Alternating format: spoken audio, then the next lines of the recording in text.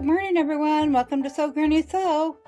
So when I put out other videos on the free motion quilting, I had some feedback that said they couldn't see the pattern. So I have gone ahead and did with some white charm pack squares and of course the cotton poly batting. And I made up some little squares here so we can do the patterns on those. I have drawn out several different patterns. So we're going to go ahead and go through each one.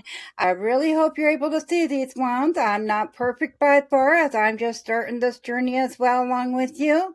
But if you have any feedback for me, go ahead and drop it in the comments below. And let's get started. So with our first pattern, I have chosen some bright red thread. I really hope that's showing up for you guys. I also have chosen the feathered scroll pattern. I'm not a very good drawer, as you can see, but I have my stitch set down. I have my free motion quilting foot on. I have my stitch set down really low on a 1.6 to get started. So we're going to start at the edge of our fabric, you know, whether that be your quilt or whatever. Drop that down, and then I'm just going to go a couple stitches.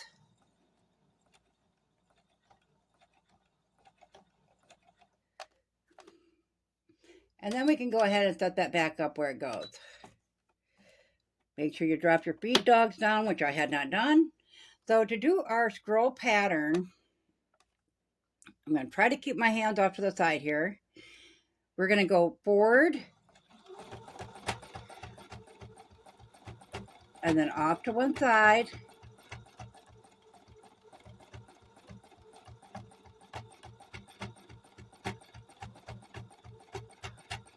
And then back to that stem. Okay, now that I can reach it, I'm going to go ahead and get this extra thread out of here. After we get the first part done, we're just going to go ahead and move up the vine, which is a straight line. And then we'll veer off to the other side.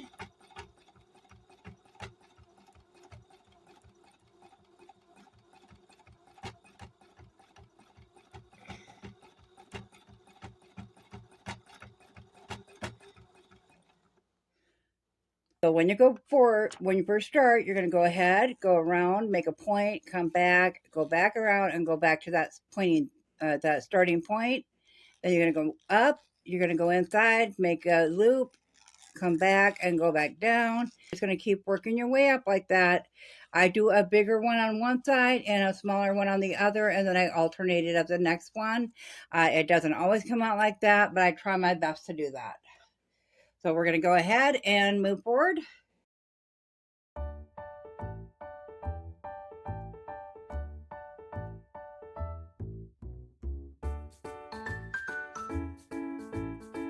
Okay, so you can take a look at that. It's not perfect by any means. They're just little practices. So I'm going to go ahead and do a second practice today. I'm going to remove this here because it is holding my fabric in place. I'm going to go ahead and take this off because my fabric slides much better when I don't have this on. So I'll get that up and then I'll meet you back here. I'm all set up and ready to go on another one. I'm going to try to keep my hands out of the way this time. We're going to go ahead and do another practice one of those. That way you can catch on more to the way I'm moving the fabric as well to make the design. But we're also going to try some with the pointed at the end and some with rounded at the end. So you can choose which one you like better.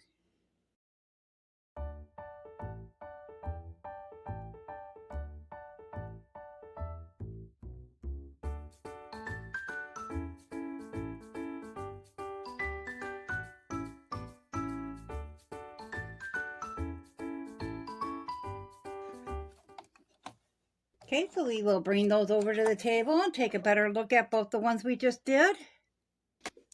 So we have both of ours there. And as you can see, we have the first one we did, which I stayed rather small with my scrolls. There are some rounded right there, more pointed right there. That one was really hard because I was pulling against that cling stuff. This one went a little bit smoother, but as you can see, I don't have much control over these little squares. So I have some mistakes all over on this one. But as you can see that it does, you know, the pointed, the rounded, I like the pointed ones better. But you can decide. Either way, it takes practice, but this one is really easy to do because you kind of just get in the swing of things when you're moving it around. So let me know in the comments below what you think about that one. That's called the Feathered Scroll. Next up, we will be doing a meander pattern. So be sure to check that video out next. As always, guys, if you found this video useful, give it a big thumbs up. It really helps our channel grow. And if you haven't subscribed yet, go ahead and hit that subscribe button because we would love to have you here at Sew Granny Sew. Thanks all. Have a good day. Bye.